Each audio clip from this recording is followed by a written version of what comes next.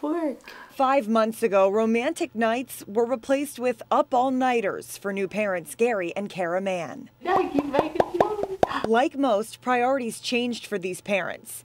It's hard to find time for sex and romance as they juggle full-time jobs, housework, and caring for baby Brogan. Finally around 8 o'clock he goes down, and then that's kind of when we finally have some time just to spend with each other. But the Manns bravely admit the time they do share together isn't spent the way it used to be.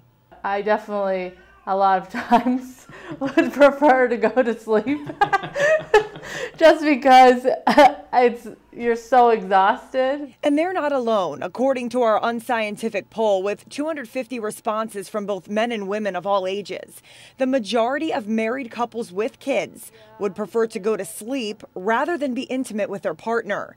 And studies done by psychologists draw the same conclusions. Research suggests that marital satisfaction goes down when people start having kids, and it goes back up after kids leave the home. Now here's how our poll stacked up. 75% of single people who took our survey say they would choose sex over sleep. If you look at the married column, it's about half and half. But 62% of married couples with children say they'd take sleep over intimacy. Of the 250 responses, 81% say sex is moderately to very important in their relationship.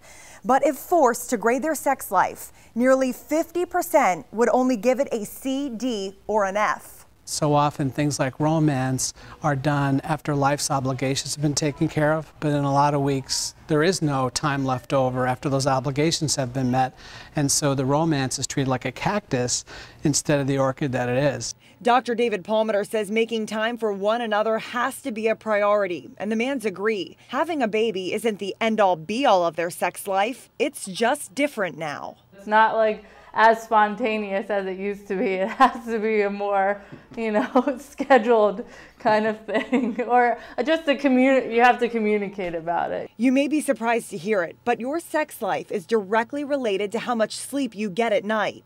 Dr. Palmer says everything in life is better if you're well rested. The tripods of everything in our lives is the amount of physical activity we get, how much sleep we get, and our diets. If those three things are okay, so many other things in our lives go better. Ooh.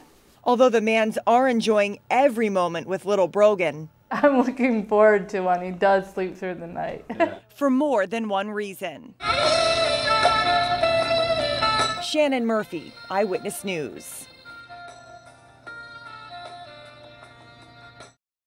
Even from the very first. June France is one of millions who struggle with getting a good night's sleep. I knew I was having rough days in regards to being tired, lethargic even. Just a few months ago, she was diagnosed with sleep apnea, a disorder that causes abnormally low breathing during sleep. June was waking up 6 to 8 times a night. Really threw it off thinking it was because of my age. Sleep is so important that according to an unscientific poll we conducted with over 250 respondents of all ages, the majority of people married with children would actually choose sleep over being intimate with their partner. This is tough work.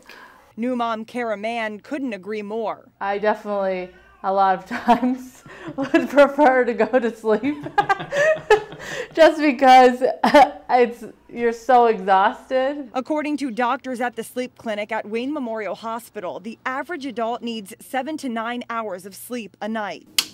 For a long time, we had no idea why sleep was important. We just knew that if there was a lack of sleep, one, we felt miserable, but two, there was also some changes that were occurring in our bodies. After studying sleep, Dr. Sean McVeigh learned long-term sleep deprivation can increase your stress level and blood pressure. It can even lead to diabetes, obesity, and lower your immune system. It could even decrease your libido. It can, particularly for men, there's sexual dysfunction, particularly if you have sleep apnea, but also you just don't feel like it.